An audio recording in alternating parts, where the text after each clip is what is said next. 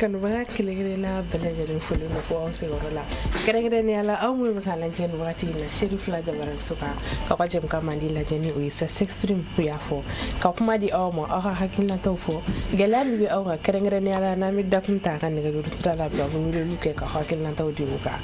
anga bi jem kan dakumental ke min kan odi ambe ni wakati munani o kani kelegrena la Coupe d'Afrique des Nations ambe o kana kan wakati de la ni ataku bisabananne Maroc e o kum konnana Mali alebeka qualifier katafe alsa amse ka fo Mali ka qualification ni amse ka fo ambe kata final sirakanwa odi anga bijem kanda ku soni ni amina wolel ni ka juru strada mo flo be luke ka hakilna tawdi ani mambi nyom bulu koreano ale di Boubacar Traoré krengren yala ni beba don inferi ale fanatigi ma doguli e sport domaine konnana e ni ale journaliste maison Cherif la TV rele anno sport ku fan felala ini nyantuma inferi manu nyankuma abibatu basiti la kon alhamdulillah e ibna wala lim ke wala sakan bo se ka famille soro jemka dakun na tugumna yani oche anka nyini ni kala Isif Coulibaly ale be ame wati ne ko si sa Maroc ka nyanyi nu ke kan ko hukum konnana ay mun ke ani ne anga je an wala je folo yani amedu kuma konnana rafna sena dunati wulega jota ko bisa anduna baro be ka ci halsa Maroc jamana kono ame Casablanca ka fe Mali ani tuziga sena dunati kunchela cerma korobola sena dunati mun kala flambier kele ani kele o kala so bien Mali équipe be qualifié kata quart de finale la quart de finale mi ani Sénégal jamana be nyon soro waka senandulanche mi ke suñomogo senandulanche ngame sa mi fo Mali ani Tunisia senandulanche na ode ka fo Mali jurani chamache duru de wara ka fo jurani système 4-5N abisa fo chwa mina kada kanyanga million so ko sala o kala gele abade Mali ma kada ka Mali senandulanche to Tunisia jamana bulo Tunisia jamana mi senandulanche fambake senandulanche wuliga jo konana o ga senandulanche wuliga jo fena konana o ye Mali se ko domine ko sala alne kumandola anga senandulanche ani bo wuliga jo ke ka Tunisia on segere o ka bola fana Mali Tunisia nyon soro phase finale la Coupe d'Afrique des Nations de football la chez Nani o chez Nani kono Mali sebaya fla soro Tunisia kala flanbi fly o made ka seba soro Mali ka quart 8e de finale wal que phase de kanu watu cadra konana obara ka fo Mali fanga bag me Mali la ko sebe senandulanche ira damna na ani papier kanana fana Mali ti jamana e fanga bag me jamana mina nga senandulanche ka ay fengara ye donc mi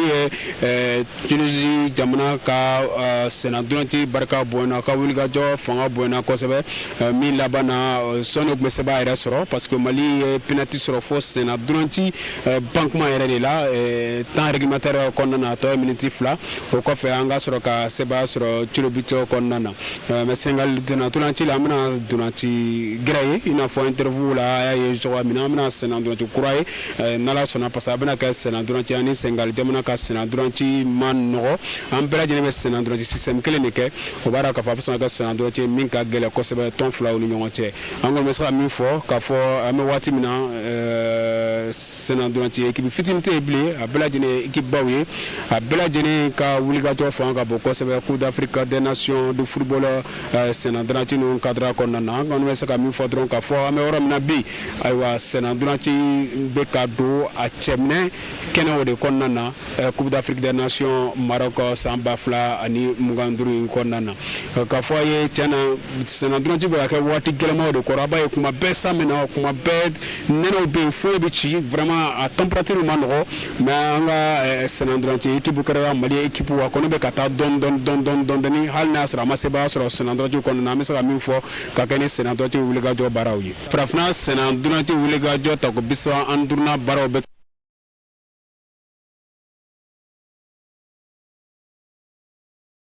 afole no ni orena e alsa ani Boubacar Traoré ana lebeto no mbulu ni ngal jabu okum konnana awere borasa ka Isif ka wala lume okum konnana amba me Coupe d'Afrique des Nations kan isega fanya akilna yerena na tugudi ani mu yerena na ni nyana mali hukum konne Abibato mbe ifo ka an filɛbaga bɛɛ lajɛlen fo maa o maa sɔgɔlen bɛ Sherifula télé la nin waati na k'u fo k'u waleɲuman dɔn i y'a fɔ cogoya min na CAN n'a fɔra ko CAN Coupe d'Afrique des Nations donc o de ye définition ye donc n'i ye jateminɛ kɛ i b'a ye k'a fɔ min ye a daminɛla depuis san 1957 donc san 1957 de CAN daminɛla donc ka 57 kɛ ka 59 kɛ ka sɔrɔ ka na a jɔra ka san damadɔni kɛ indépendance wagati ni vers 60 a jɔra wagati 60 61 fo 62 63 enfin a daminɛla kura ye mais a bɛ daminɛ 57 wagati min na a daminɛ ni jamana 4 ni Égypte, Afrique du Sud, Éthiopie, donc ale ni Soudan olu de y'a daminɛ n b'a ye k'a fɔ hali a première édition ni jateminɛ i b'a ye k'a fɔ Égypte de y'a ta o de kama Égypte ta ka ca ni bɛɛ ta ye nin waati min na parce que a daminɛ ni wagati Égypte an bɛ se k'a fɔ farafinna kɔnɔna na u ka civilisation nana mɔgɔ caman ɲɛ quoi donc ballontan nana farafinna wagati min na o y'a sɔrɔ olu fana avancera kosɛbɛ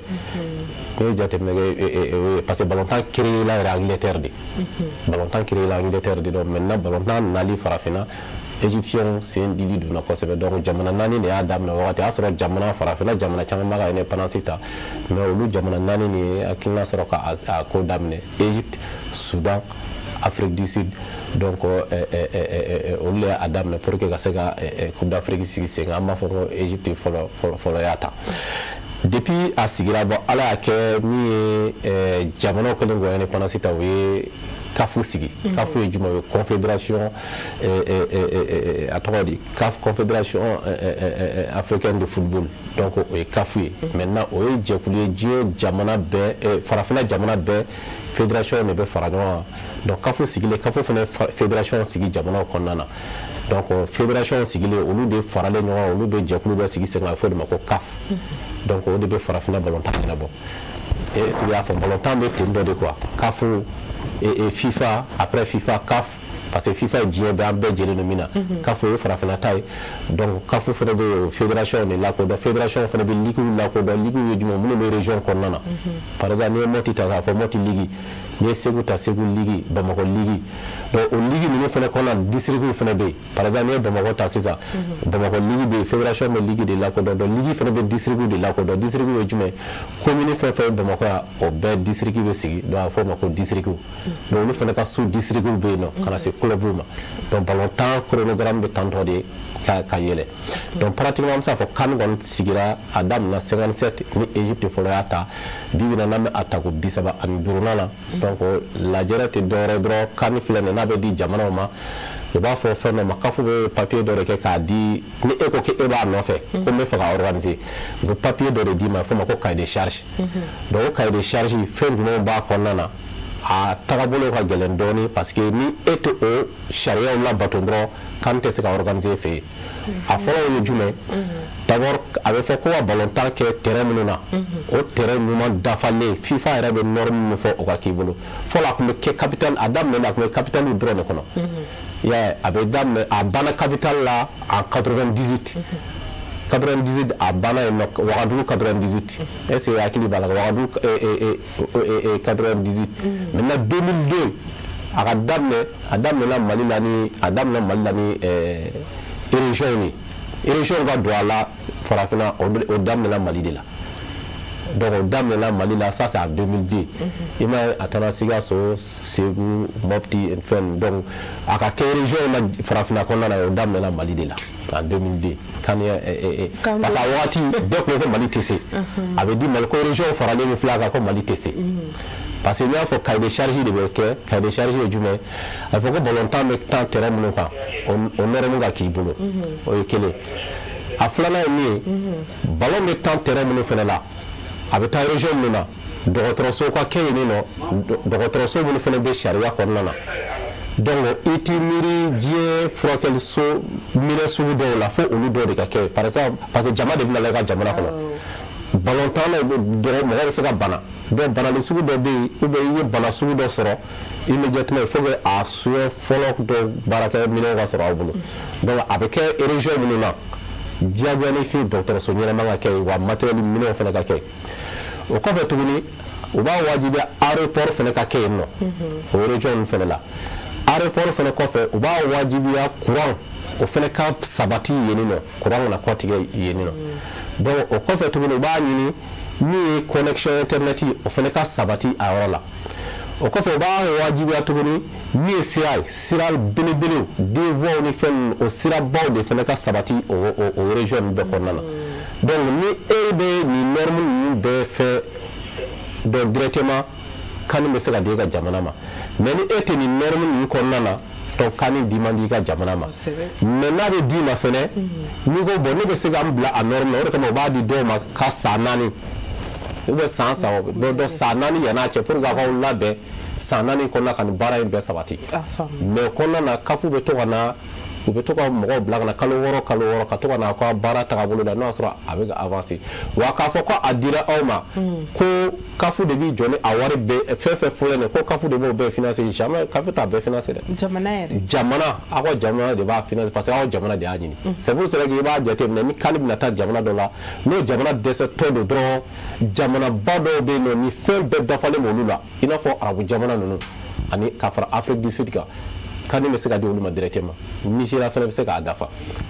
ni kani tɔ dɔrɔn kalo 6 ou bien n'a kɛra san 1 jamana si tɛ se ka nin filɛ ka nin baara minnu fɔ mɔgɔ si tɛ se ka nin baara kɛ san 1 kɔnɔna na donc directement ni kafu y'a ye nin jamana an y'a di nin jamana ma a permettre ka se ka nin bɛɛ dafa ka bɛn ni kɔnɔna ye dɔrɔn u bɛ a di arabu jamana dɔ ma n'a ma di Égypte Maroc Tunisie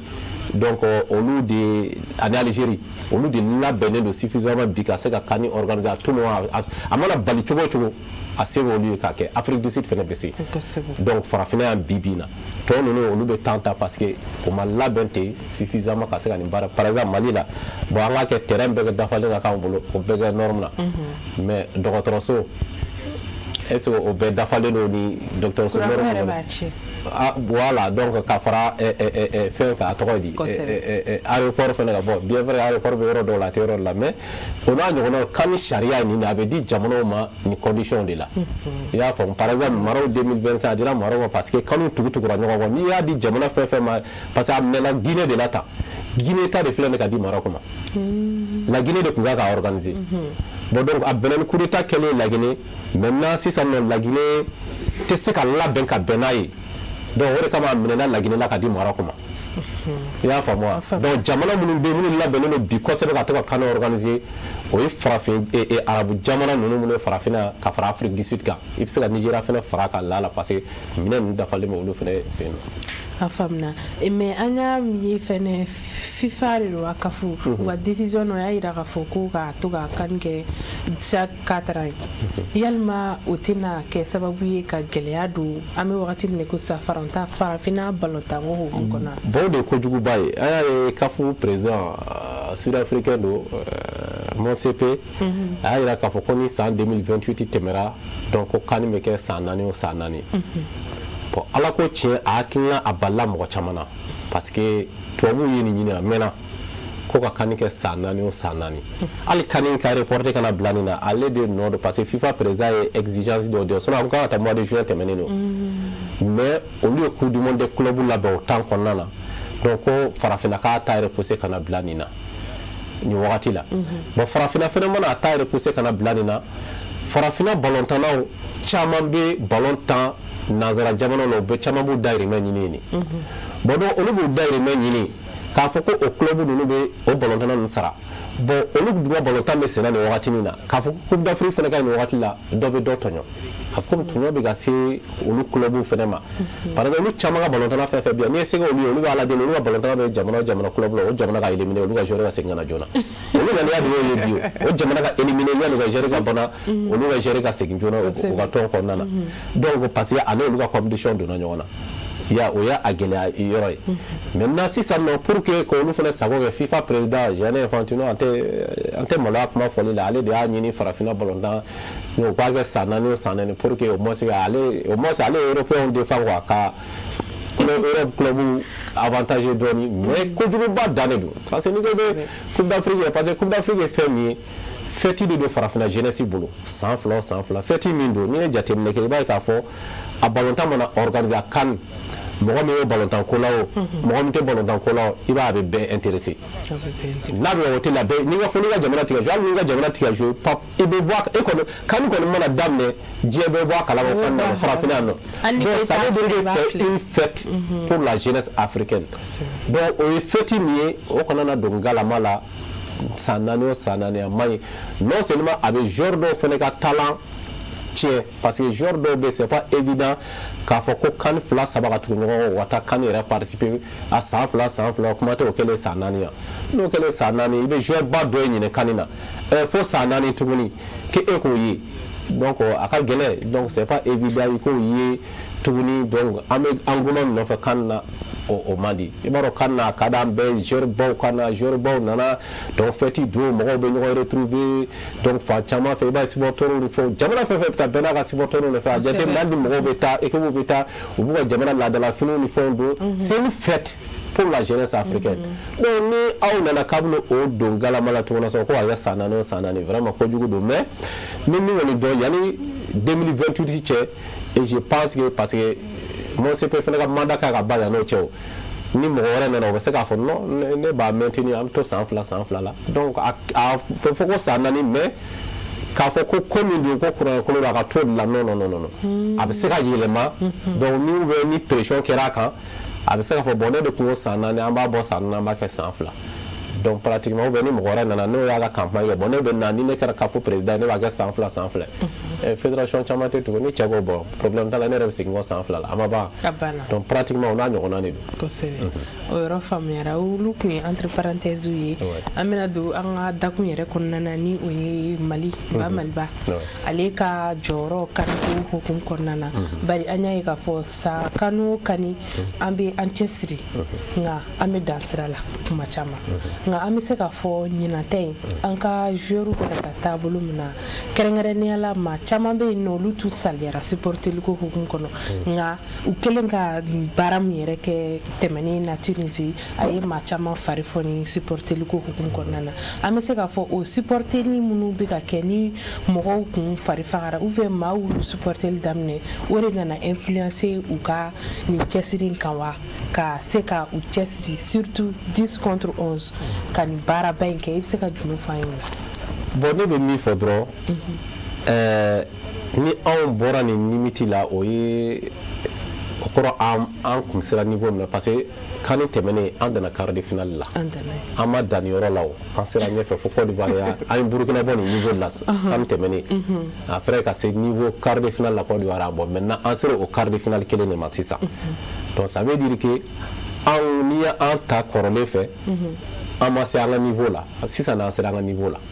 donc o ye quart de finale ye parce que san tɔ la an bɛ deli ka éliminer nin quart de finale nin wagati laban ninnu kɔnɔna la wa pratiquement quart de finale huitième de finale an bɛ éliminer olu la donc nin ye o yɔrɔ ye et yɔrɔ min fɛnɛ fɔ Mali ballontan souvent i mana miiri kan ka ye wagati min na wagati de déception min na mɔgɔw jigi t'u ka wagati min na bon o wagati de souvent u bɛ exploit kɛ kosɛbɛ n'i ye an ka parcours ta phase de poule la ka na an ye match nul 3 de kɛ ka bɔ phase de poule la ka kɛ deuxième ye bon ballontan dɔnbagaw ka fɔ la o b'a fɔ ma ko la logique a été respectée poule in kɔnɔna na poule A la o ye jumɛn normalement depuis tirage kɛ kuma n'i ye poule in jateminɛ a bɛ fɔ ko Maroc de bɛ kɛ premier a gɛlɛyara cogo cogo Mali bɛ kɛ deuxième a gɛlɛyara cogo cogo Zambie ale bɛ se ka na jɔyɔrɔ 3nan na Comores bɛ da o kan a bɛ fɔ de ma logique donc la logique a été respectée ça veut dire o kɔni kɛra Maroc kɛra premier Mali kɛra deuxième ye Zambie kɛra troisième ka fara fɛn kan Comores kan Zambie ni Comores bɛ dugumana la donc pratiquement o logique yɔrɔ mais yɔrɔ min fana bɛ bali mɔgɔw la k'a fɔ ko nin phase de poule kɛra Mali ma victoire kɛ o fana bɛ bali a bɛ fɔ ma ko les grands observateurs du football minnu bɛ ballontan dɔn olu fɔ Mali ka phase de poule kɛ a ma victoire kɛ contre Comores au moins c'est kan ka girin contre Zambie a ma victoire sɔrɔ ni si la o bɛ bali mɔgɔw la mais qualification o tɛ bali mɔgɔ si la parce que calcul n'i ye mɔgɔ jɔ 100 o 100 a kɛmɛ la n bɛ se k'a fɔ 99 n'a buruburu n'a kɔnɔntɔn bɛɛ b'a fɔ ko Mali bɛ bɔ phase de poule in kɔnɔ et surtout fɛn min don meilleur troisième b'a la a gɛlɛyara cogo i bɛ se k'a fɔ a 100 yɛrɛ bɛɛ bɛ se k'a fɔ Mali bɛ bɔ phase de poule kɔnɔ depuis a ma daminɛ Coupe d'Afrique ma daminɛ donc o ye calcul yɔrɔ ye hali n'i kun ye observateur n'i kun ye télé yɔrɔw lajɛ diɲɛ jamanabaw la bɛɛ b'a fɔ nin poule na Mali ni Maroc de bɛ bɔ peut-être meilleur troisième ko bɛ sɔn ka kɛ Zambie o kun ye mɔgɔw ka calcul ye donc pratiquement olu bɔra yen nɔ. I ye min fɔ an nana Tunisie match la bon en réalité mɔgɔw fɛnɛ bɛ ma yɔrɔ dɔ faamu Tunisie match la depuis Coupe d'Afrique daminɛ la Coupe d'Afrique phase finale kɛnɛ kan Tunisie ka buguri nɔ ta anw tɔnɔ match nul b'an b'u ci voilà donc o ye psychologiquement anw b'u sanfɛ parce que an ka joueur bɛ taa ninnu ma deli k'an ci u b'an ci cogo di a bɛ komi Côte d'Ivoire ye min k'an na salon an ma deli k'u ci u taara n'o ka hali 10 contre 11 a b'u kun na non olu bɛ se k'anw ci bon anw ni Tunisie dɛ hali a 10 contre 11 an tɛ se k'a bila anw na Tunisie b'anw ci o parce que u ma deli k'anw ci o tuma u na fɔlɔ anw na o de bɛ joueur ninnu kun na o donni kama a ka gɛlɛn quoi k'a fɔ ko Tunisie bɛ gagner parce que a b'u kun na anw ni Tunisie bɛɛ phase de poule kɛnɛ kan n'a ma kɛ nul ye anw de bɛ gagner donc directement e bɛ jɔyɔrɔ la cogo di parce que i hakili lafiyalen de bɛ jouer la i ja tigɛlen tɛ jouer a b'i kunna fɛnɛ hali n'u ye 2 don ne bɛ se k'a bɔ. Il y a la 9 contre 11 bi kuna psychologie parce que psychologiquement o yɔrɔ ka ɲi Mali ma a bɛ jouer Tunisie kan yɔrɔ min na anw ni Mali bɛɛ phase de poule kɛnɛ kan CAN kɛnɛ kan anw tɛ ka victoire sɔrɔ donc o jasira yɔrɔnin fɛnɛ bɛna Tunisiens na u ja tɛ jɔ match kɔnɔna na fɛn o fɛn bɛ se hali kelen gɛrɛ Mali la parce que mɔgɔ min bɛ deli k'i ci a kɛnɛ kan donc ni e n'o bɛnna tuguni i bɛ mun miiri hali ni ka ɲi n'a ye siranin yɔrɔ bɛ na o. A bɛ na. Voilà, o yɔrɔ de ye en réalité psychologie y'an ka ballontannaw dɛmɛ a don donc u sera k'u yɛrɛ maintenir malgré bɔrɔw la u ɲin di u ye ballon ta ni dusukolo ye donc ala y'a nɔgɔya u ma u gagner voilà. A faamuna halisa an bɛ to o yɔrɔnin hukumu kɔnɔna na n'a ma ɲɛ u ye Tunisie bɔ nka an ni minnu kan ka bɛn ni o ye Sénégal ye an y'a ye k'a fɔ affiche caman na an n'u bɛn o bɛn i b'a sɔrɔ an bɛɛ ye kelen ou bien olu b'an sanfɛ an ma deli ka olu ci ou bien a bɛ kɛ nul o yɔrɔ fana la an bɛ se k'an sigi n'a ye k'a fɔ halisa an bɛ se ka taa ɲɛfɛ. Bon an ni Sénégal kɛ ni ballontan en réalité match min don a ma nɔgɔn wa Sénégal de ye favori an kana ɲɔgɔn nɛgɛ parce que e yɛrɛ ye kuma dɔ fɔ sisan ko an n'u bɛn ni ye papier ta k'a lajɛ Sénégal ye favori parce que an ye bɛn laban fɛn fɛn kɛ Sénégal ka victoire ka ca n'an ta ye bon n'i ye Sénégal jate minɛ fɛnɛ depuis 2000 ka n'a bila sisan Sénégal équipe nationale bɛ ka yɛlɛ ni mɔgɔw tɛ ka se a bɛ ka yɛlɛ fo a nana kɛ f'u ye CAN sɔrɔ laban in na u bɛ ka yɛlɛ depuis 2000 El Hadji Diouf ka wagati ani Kalidou Fadiga ninnu ni fɛn ninnu olu depuis u ka olu ka Aliou Cissé ninnu depuis olu ka génération depuis olu ye 100 sɔrɔ fo na Mali 2000 la u taara finale la u cira Sénégal équipe nationale kɛra siraɲɛ fɛn ye ballontan na sira la sanfɛ o ye fɔlɔ a filanan ye min ye tuguni u ka jamana en réalité quoi fédération fana baaraba de kɛ ni san tan laban ninnu kɔnɔna na u ka football de base la parce que ne ye jateminɛ ni san tan laban ye fɛn fɛn kɛra Coupe d'Afrique junior Coupe d'Afrique des cadets Sénégal y'a tilancɛ bɛɛ ta hali CHAN ni san tan laban in kɔnɔna ça veut dire quoi ka formation à la base a bɛ ka yɛlɛ parce que o fɛnɛ sɔrɔla mun fɛ quoi joueur kɔrɔ Jomasi Kamara ninnu ni fɛn ninnu ani Patrick Vieira ninnu Faransi joueur kɔrɔ ninnu fɛn olu bɛɛ taara kɔn ka centre de formation ballontan dayɛlɛ Sénégal la maintenant je me rappelle n ye wagati dɔ kɛ Sénégal la 96 et 2016 tout près ni kalo wɔɔrɔ ɲɔgɔnna kɛ yen nɔ tagana ni u ka centre de formation ye Sénégal n y'a ye Faransi joueur kɔrɔ ni tilancɛ bɛɛ taara centre de formation sigi Sénégal ye depuis yen n ko donc o bɛ ka ko dɔ labɛn fara parce que e mana centre sigi a ballontannaw bɛ bɔ min yen mɔgɔw de bɛ taa o bon a kɛra sababu ye ka joueur ɲuman caman produit ka di Sénégal ma bi bi in na Sénégal en réalité u ka ban fara u ka titulaire ko a bɛɛ ka ɲi mais n'i y'u mɛn an ka match ta vendredi n y'a fɔ ko u ye favori ye mais tubabuw b'a fɔ fɛnɛ ko à ce stade de la compétition souvent favori côté o ye kelen filanan ye ni Sénégal fɛnɛ gunnen don ɲɔgɔn na an bɛ ɲɔgɔn dɔn an ka ballontan tagabolo ye kelen ye donc o fɛnɛ o bɛna k'a gɛlɛya yɔrɔ fɛnɛ ye parce que au fana k'a fɔ k'u fana b'a ci facilement o tɛ u yɛrɛ fana b'o dɔn hali Sénégal b'anw cili fɛn fɛn kɛ a bɛɛ bɛ kɛ gɛlɛya de la ma deli k'an ci nɔgɔya la dɛ a bɛɛ bɛ kɛ gɛlɛya de la hali n'anw fana y'u ci a bɛɛ bɛ kɛ gɛlɛya de la donc o b'a yɛrɛ k'a fɔ u n'an ka match bɛn o bɛn a bɛɛ ye gɛlɛya de parce que an bɛ ɲɔgɔn dɔn a komi Sénégal ni Mali Côte d'Ivoire Mali La Guinée Sénégal Côte d'Ivoire ni jamana ni ɲɔgɔn cɛ yan nɔ an bɛ ɲɔgɔn dɔn an ka ballontanw kɛcogo man jan ɲɔgɔn na souvent dusukolo ani chance b'an bɔ ɲɔgɔn na an bɛn o bɛn dusukolo ni chance o b'an bɔ ɲɔgɔn na an bɛn o bɛn an yɛrɛ dama ni ɲɔgɔn cɛla la donc o b'a yira k'a fɔ fɛn min don ballontan gɛlɛn don Sénégal ye favori mais kɔrɔ tɛ k'a fɔ ko Sénégal bɛ se a donni kama a bɛ dépend an fana ka ballontannaw kɛcogo la nka n'i ye u ka parcours jateminɛ o fila bɛɛ ka parcours jateminɛ kan na i b'a ye k'a fɔ Sénégal bɛ bi don ka tɛmɛ anw kan parce que Sénégal ka match fɛn fɛn kɛra au moins u ma bi don o ye fila ye au moins u ma bi don o ye bi fila ye kɔrɔ k'u ka ɲɛfɛla bɛ bi don kɔrɔ k'u ka ɲɛfɛla bɛ bi don dɛ an ka kɔrɔ an ka ballontannaw ka baara ko kan an ka degekaramɔgɔw ka baara ko quoi ɔ anw fana n'i y'an ka match jateminɛ an ka problème ye jumɛn an tɛ bi don nka an bɛ bi ta a bɛ komi an ye match fɛn fɛn kɛ n'a bɔra kɔmɔ match la an bɛ bi ta match bɛɛ la.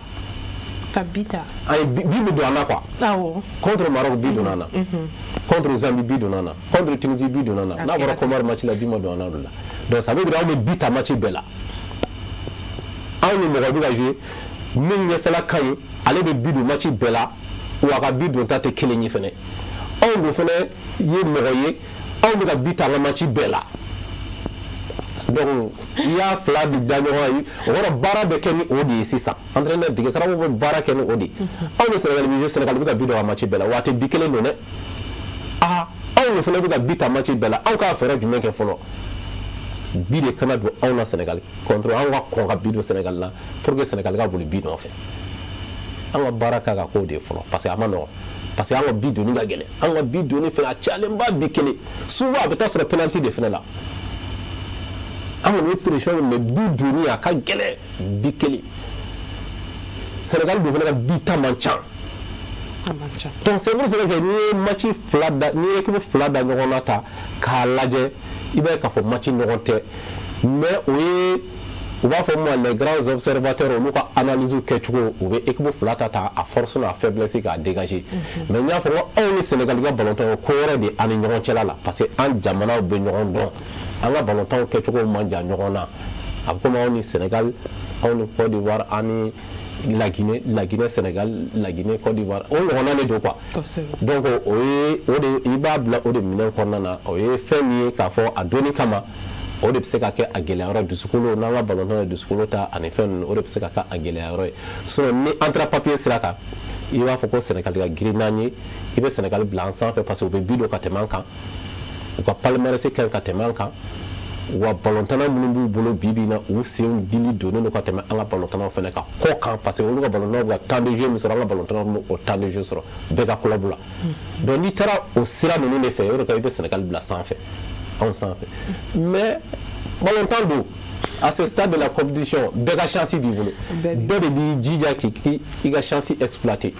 anw de b'an jija k'an ka chance exploiter nka an k'an jija n bɛ segin a kan tuguni Sénégal bɛ bi don an jija kɔfɛla la an kana kɔn ka bi ta ka boli bi nɔfɛ anw de k'a dɔn olu ka boli bi nɔfɛ parce que ni olu fana bɛ boli la bi nɔfɛ a bɛ se ka na ni panique ye e bɛ boli la bi nɔfɛ mi-temps kɛra e ma bi sɔrɔ anw ye bi kelen de premier mi-temps kɛra an de ka kelen bɛ Sénégal ma bi sɔrɔ donc psychologiquement souvent jawuli pressé kojugu parce que i b'a dɔn ni cira dɔrɔn perdre la de donc o de kama hali jɔda la souvent jawuli ni fɛn o fɛn u bɛ occasion min sɔrɔ u se k'a dun donc tellement olu fana bɛ fɛ k'a don a bɛ na ni fɛn ye complication min na don u ka match la o de kama match min don a ka di ne ye anw de fɔlɔ k'a don Sénégal ka boli bi nɔfɛ an k'an jija an ka kɔfɛla de kan an kana bi ta parce que an ka bi don ma ni Ala k'an kisi n'anw kɔnna ka bi ta olu ka an ka bi don ma bon donc n'anw ma bi sɔrɔ dun ou bien n'an ye kelen dɔrɔn sɔrɔ olu dun bɛ bi kelen fila don de la o de kama fɛn min don a ma nɔgɔn match min don mais dusukolo ani yɛrɛ di donc o bɛ se ka an bɔ ɲɔgɔn na don ani chance mana fara an kan a don ala ka nɔgɔya amina yarabi an bɛ nɛgɛjuru sira labila kanubagaw ka weleli k'u hakilinataw di sinon ɲininkali camanba de b'an bolo ka kɛ yan nɔ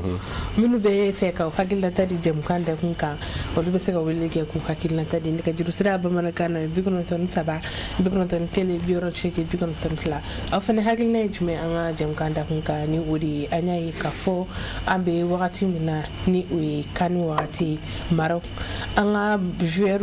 u bɛ k'u seko kɛ an bɛ se k'a fɔ an bɛ taa halisa ɲɛfɛ wa walima an bɛna min kɛ nin ye o de ye an ka da ye aw hakilina ye jumɛn ye o de ye an ka jɛmukan da kun ye k'an b'a fɔ n'a wulili k'aw bɛ hakɛ to aw ka mabɔ teliw la walima k'u faga walasa an bɛ se ka kumakanw mɛn minnu fana bɛ yen nɔ ni u b'an wele n'u t'an sɔrɔ aw kana décourager aw timinadiya weleli la wagati koronnen don an bɛ a lajɛ ka allo nse i tɔgɔ ni jamu k'an wele ka bɔ min ne tɔgɔ ye Ibrahim ne ka weleli kɛ ka bɔ Zegwa an bɛ Zegwa n'a lamini bɛɛ fo Ibrahim tɔgɔ la o diyara n ye i hakilina ye jumɛn an ka jɛmukan da kun kan ayiwa balontan ko in an bɛ dugawu de kɛ ala k'a kuncɛ cogo ɲɛ amina yarabi ala ka se di an ka jamana ma amin a gɛlɛyara wa a nɔgɔyara o an kɔni an bɛ tugu jamana de kɔ hali n'a sɔrɔ waati dɔ a ka gɛlɛn kosɛbɛ nka balimakɛ ye min fɔ n bɛ se ka min fɔ yɔrɔ in na ko mana gɛlɛya cogo o cogo kuma dɔw dusukolo bɛ adamadenw bɔ ɲɔgɔn na o ye tiɲɛ se ye tiɲɛ dɛ nka dusukolo fana ɲɔgɔnna seba tɛ kosɛbɛ an ka balontannaw u bɛ balontan tiɲɛ don nka n'i ko bɛ kuma a tɛ faamu n'o tɛ dusukolo dɔɔni b'a jɛ parce que an bɛ jamana caman ye i n'a fɔ aw bɛ ka Senegali min fɔ sisan siraniyaw ka mati tɛ yen k'o bɛ mati kɛ min na n'o ma bi don n'o ma se ka bi don mati min na fiyewu yɛrɛ de i bɛ taa sɔrɔ kelen don n'o tɛ o bɛ bi don a bɛɛ la 2 3 kosɛbɛ mais ni an ka balontan ta ka filɛ Mali balontan bi ko yɛrɛ de ka gɛlɛn fo ka taa tɛmɛ a ma nɔgɔn bon ani an ka entraîneur yɛrɛ ka mentalité fɛn dɔ fana b'a la kuma dɔw miiri ɲini de ka d'a ye kosɛbɛ hali n'a bɛ taa prolongation na ou bien penalty la o ka nɔgɔ a ma ka tɛmɛ k'a fɔ ko i bɛ victoire ɲini depuis premier match la bon an dun bɛ niveau min na an tɛmɛna o niveau kan pewu bi don i la n'i ma farati a tɛna se ka taa bi bɔ bilen n'a ma bi bɔ ni ballon banna a bɛ kɛ cogo di a ma nɔgɔn Mali qualifié la ka taa quart de finale la a kɛra komi i n'a fɔ malidenw bɛɛ donna aljina kɔnɔ de n'i yɛrɛ ye Mali yɛrɛ lamaga cogo ye ka nisɔndiya ye malidenw ɲɛ kan ça veut dire a bɛ hinɛ jigin mɔgɔ dusukun na quoi kosɛbɛ donc ne bolo o yɔrɔ la balontanna ka ɲi depuis o yɔrɔ la balontanna ka ɲi ka malidenw yɛrɛ ka dusukunmaya dɔ ka ɲɛsin olu ma o ye tiɲɛ donc an b'olu de deli sisan tiɲɛ na an kɔni b'o kɔ koyi an bɛ dugawu fana ko ye dugawu ye tiɲɛ dɛ nka dusukolo o bɛ dugawu tɔ fana sabatiya a bɛ se ka baara kɛ cogo kosɛbɛ mais n'i ye dugawu kɛ mɔgɔ ye cogo o cogo ni dusukolo y'a jɛn dɔɔni i bɛ taa sɔrɔ a bɛ k'i kɔnɔ komi i ka dugawu ma minɛ ka sɔrɔ a mɛnna o ye tiɲɛ donc an kɔni b'a fɔ malidenw ye toujours an ka to an ka balontan in kɔ koyi an k'o supporter koyi hali n'a sɔrɔla a ka gɛlɛn an b'i fo voilà donc an fana b'a fɔ fédération hali sisan u ka lajɛliw kɛ minnu yɛrɛ bɛ ballon jɛ hali jamana ɲɛmɔgɔ k'u sen don a la yɔrɔ yɔrɔ b'a jɛ u ka jeunes wele k'u ɲɛ nka mun problème de bɛ yen kosɛbɛ ni problème bɛ n'a fɔra n'a bɛ résoudre cogo min na u b'a ɲini k'a dilan ten pour que an fana ka bɔ nin cogo la sa sinon san joli an tɛ ka ko futa a ma nɔgɔn hali finale an tɛ k'a ye an ɲɛ na an b'a kɛ cogo di a gɛlɛyara an bɛ dugawu de kɛ ala k'a ɲɛ ka d'an ma an b'aw yɛrɛ fana amina yarabi ala k'o dugawu minɛ i bɛ baara min na baara ɲɛnama ba don a b'a nisɔndiya fana ala ka sijan ni kɛnɛya di an ami ala ka dugawu bɛɛ lajɛlen minɛ an b'i fo wagati koronnen don an bɛ kanubagaw deli n'a ye weleli kɛ aw ka kuma surunya allo minnu b'a wele la n'a t'an sɔrɔ aw kana décourager aw timinadiya weleli la allo tɔgɔ duman jamu duman k'an wele ka bɔ min ne tɔgɔ ye Burama Kone Kajolo Numusura an b'i fo Burama i hakilina ye jumɛn jamukan da kun kan vraiment an bɛ dugawu de kɛ an ka aigliw ye n'Ala sɔnna voilà parce que balontan filɛ mɔgɔ caman b'a fɔ ko balontan ne yɛrɛ balontan kɔrɔ ye balontan o ma nɔgɔ dɛ kosɛbɛ voilà mun taara Mali fɛ ten ka taa kan kɛnɛ kan vraiment an ka danaya de dar'o kan non o ka ca o ye tiɲɛ mais ne mɔgɔ ma dɔ ta ballon na e de b'a fɔ ko tɛ ka foyi kɛ sinon an mun ye dɔ k'a la an b'a dɔn fɛn min don kosɛbɛ Voilà, an bɛ jɛn ka duwawu de kɛ o ye pour que u bɛ se ka tɛmɛ quart de finale na cogo min na an ka duwawu de kɛ a kuma tɔ ninnu an k'o tɔgɔ kɔ ɲɛ n'Ala sɔnna n b'a Serifula mɔgɔ bɛɛ fo bɛɛ ye foli minɛ ne yɛrɛ bɛ ka Serifula lajɛ ten o diyara an ye kosɛbɛ an b'i fo f'i sigiyɔrɔ nse i ni ce i ka weleli la an ka bɛɛ bɛ k'a lajɛ bi o diyara an ye kosɛbɛ merci nse bɛɛ lajɛlen foli ninnu wagati in na an bɛ mɔgɔ laban ta ka appel jɔ ye wagati kurun na allo minnu b'a wele ni aw tɛ k'an sɔrɔ aw kana décourager aw timinanja weleli la n'an y'a sɔrɔ allo allo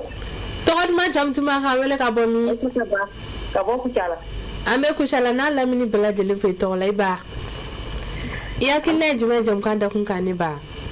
an bɛ dugawu kɛ malidenw bɛɛ lajɛlen halisa Ala k'an dɛmɛ amina yarabi Ala ka gouvernement dɛmɛ an kɔni bɛ min ɲini na dɔrɔn u kana gouvernement ɲini kosɛbɛ u ka se k'u ka ballon ci n'Ala sɔnna Ala k'a ɲɛ ka d'an ma amina yarabi nse i Baraji nse i ka émission diyara n ye trop o diyara an ye kosɛbɛ o ye laɲini ye awɔ an b'i fo an bɛ kanubaga kelen-kelenna bɛɛ lajɛlen fo maa caman bɛ fɛ ka weleli kɛ nka wagati cogoya kama an bɛ hakɛto ɲini yɛrɛ de kɛ kanubagaw fɛ aw bɛ ni ce aw ka weleliw la halisa an bɛ ɲininkali laban kɛ i b'i ka foli dɔ kan an bɛ se ka jɛmukan kuncɛ n'o ye ni o ye i kumana i y'a yira k'a fɔ Senegal olu ka équipe u bɛ ka taa ɲɛfɛ mais mun de la an ka équipe fɛnɛ tɛ se ka kɛ o ɲɔgɔnna ye entraîneur ko de don wa jumɛn de don i bɛ se ka jumɛn fɔ an y'o la bon Mali problème tɛ entraîneur ko ye koyi Mali problème organisation ko dɔrɔn de Mali ballontan problème organisation ko dɔrɔn de an ka baara kɛ dɔrɔn ka kuma muguba in dabila ka baara kɛ organisation tagabolo la n'an ye an ka ballontan organiser ka ɲɛ ka baara tagabolo ka mɔgɔ bila fɛn na min ni min ka min bɛ se ka min kɛ ka bɛɛ bila o jɔyɔrɔ la Mali ballontan tagabolo la et je pense que an bɛ gɛlɛya fɛn fɛn kuma la sisan b'a sɔrɔ an tɛ gɛlɛya la Mali ballontan problème dɔrɔn entraîneur ko tɛ joueur ko tɛ organisation parce que ballontan filɛ ballontan ye environnement jɔda ka bɔ ballontan na kojugu ballontan filɛ nin ni a environnement man ɲi dɔrɔn a bɛ jouer équipe ballontan mɔgɔ bɛ ballontan terrain dɔrɔn kɔnɔna de la étape caman de bɛ franchir yanni a ka se terrain kɔnɔ donc d'abord organisation baara tagabolo ka ɲɛ mɔgɔ min bilala min na o k'o rôle jouer ka ɲɛ min tɛ se ka min kɛ o ka bɔ o la mɔgɔ wɛrɛ ka bila o la ka ballontan organiser ka ɲɛ ka sariyaw bato ballontan gestion na o ye o yɔrɔ ye o kɔfɛ tuguni n ye min fɔ ni ko ballontan étape ka ca i b'a ye o de kama i b'a ye souvent i b'a ko réserve ballontan na souvent ballontan na yanni o ka yɛlɛ terrain kɔnɔ ko passeport bɛ vérifier k'a lajɛ malien tɛ malien mɔgɔw b'o ye o tɛ bɔ télé la o ou bien min ye jamana ye olu ye question administrative ye o bɛɛ bɛ o étape bɛɛ bɛ yen o de ko ballontan mɔgɔw ye ballontan terrain kɔnɔna de la sinon fɛn caman bɛ réunion technique ni fɛnw bɛɛ bɛ kɛ mɔgɔw tɛ ni si ye o arbitre minnu kan k'a fiyɛ bon arbitre bɛ maaw jumɛn ne bɛ nin don aw bɛ maaw jumɛn don aw bɛ na n'a ye kɛnɛ kan o ye nin bon a ka gardien bɛ jumɛn fana don a bɛ nin de don pour que aw ni ninnu ka fɛnw kana kɛ kelen ye bɛɛ ta dɔnnen don tile fila yanni match yɛrɛ cɛ donc ça veut dire ko étape caman de mɔgɔw bɛ terrain kan na de o y'a sɔrɔ ko bɛɛ banna de environnement ye min ye bɛn ka na ballontan milieu kɔnɔna na parce que ni mɔgɔw bɛnnen tɛ quoi an kana ɲɔgɔn nɛgɛ a b'aw fanga dɔgɔya n'aw bɛnnen tɛ a b'aw fanga dɔgɔya o de kama ko environnement jɔda ka bɔ ballontan na kosɛbɛ ni ballontan environnement pourrilen don dɔrɔn a tiɲɛnen don dɔrɔn a bɛ jouer fɛn kan kɔsadani na i ma Gabon ye min de Gabon jamana ɲɛmaaw ma fɔ ko équipe nationale suspend ka Pierre Aubameyang ko yɛrɛ gɛnna o m'a fɔ ko non ale kun ka dɔgɔ jamana kunkan ko la mais ko bɛ yen nin ballontan milieu kɔnɔna na ni solution ma sɔrɔ a la a ɲɛnabɔ man di n'i y'o ye a bɛ d'a ma dɔ fɛ wagati la an ka joueur fɔlɔ k'u nafa fɔra ko joueur dɔ écarté la olu ko gestion bɛ ka taa taabolo min na n'a ma changer vraiment an tɛ se ka na équipe nationale f'a kɛra furugufurugu ye a kuma cayara bon o bɛɛ de ye environnement ye tant que environnement in ma assaini ka ko dilan ka ɲɛ ka bɛɛ bila i ka rôle la ka ko bɛɛ lajɛlen jɛya a ma nɔgɔn dɛ a ma nɔgɔn donc il faut que o de ka kɛ pour que an ka se Sénégal niveau la parce que Sénégal ye baara k'o sira fɛnɛ kan faut reconnaître donc na an y'o kɛ donc i b'a ye k'a fɔ an ka ballon ani Côte d'Ivoire en réalité olu fɛnɛ baara k'o sira kan quoi environnement bi bi na stabilité bɛ yen quoi u ka ballontan gestion ni fɛn ninnu na o de ka i b'a hali sponsor caman b'u ka fédération ni fɛnw bolo u bɛ wariba d'u ka club ma ni fɛn bon olu b'anw jɛ yan nin nɔ hali sponsor t'anw ka ballontan yɛrɛ bolo équipe bolo parce que o bɛ sɔrɔ min fɛ tant que mɔgɔw ma da ɲɛmɔgɔw la gestion na sira la a ka gɛlɛn mɔgɔw ka t'u ka nafolo di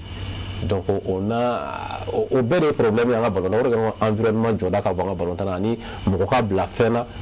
mɔgɔ min bɛ min dɔn mɔgɔ min bɛ se k'a kɛ ka ɲɛ n'olu kɛra an ka ballontan bɛ san sɔrɔ o donc o défaut ba bɛ an ka ballontan na yanni ka bɔ kuma kɔnɔna na o ye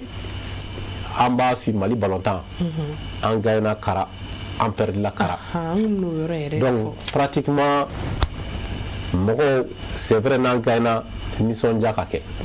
mais i b'a su n'an gagnera dɔrɔn mɔgɔ bɛɛ bɛ yɔrɔ jumɛn ɲini goudron o si tɛ joie ɲini yɔrɔ la hali i bɛ se ka joie k'i ka da la e jɔlen i ka da la i ye dunun ni fɛnw fɔ ka boisson ni fɛnw san ka nisɔndiya kɛ mais u b'u yɛrɛ ɲini yɔrɔ jumɛn goudron da o bɛ t'u u se mobilitigiw de ma mototigiw de ma mototigiw fana tɛ moto boli dɔn dɔrɔn va f'i bɛ taa don mɔgɔw jɔlen na hali mobilitigiw a bɛ taa don jama jɔlen na donc o ye kasaraw de an bɛ dugawu kɛ Ala k'an kisi o ma an ye kɔsa danni na kɛlɛ contre Tunisie a ma da Bamakɔ dɔrɔn ma n'i ye réseau la i b'a ye k'a fɔ an ka région pratiquement jama bɔra a bɛɛ la c'est vrai jama ka bɔ jama k'i ka nisɔndiya kɛ donc mais ka nisɔndiya kɛ fo k'a dama tɛmɛ a cɛ man ɲi donc vraiment bɛɛ k'i hakili bɔ min fɛnɛ ye Ala k'an kisi o man d'an ye k'a fɔ n'an cira ko mɔgɔw bɛ di ou bien k'a kɛ ko dɔ ye o fɛnɛ parce que ballontan fɛn saba de don voilà gagner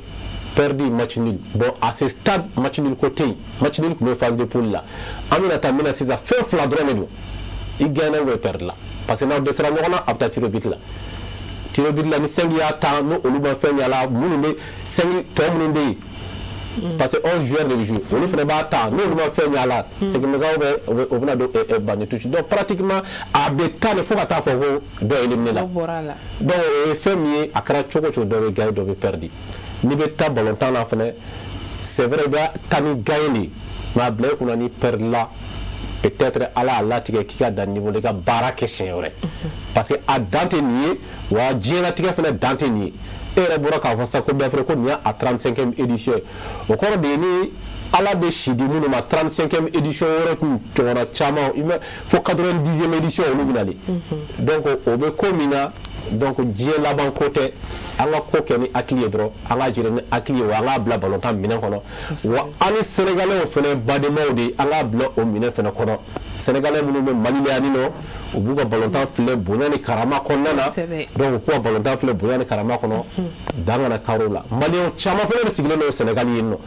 donc olu fɛnɛ b'u ka ballontan filɛ bonya ni karama kɔnɔ dan kana kariw la donc an k'a minɛ badenya minɛn kɔnɔ ni Ala y'a kɛ an kɔni gagnera Sénégalais taari minnu bɛ an tɛna taa boisson san ka d'u ma a y'aw dusu suma ni nin ye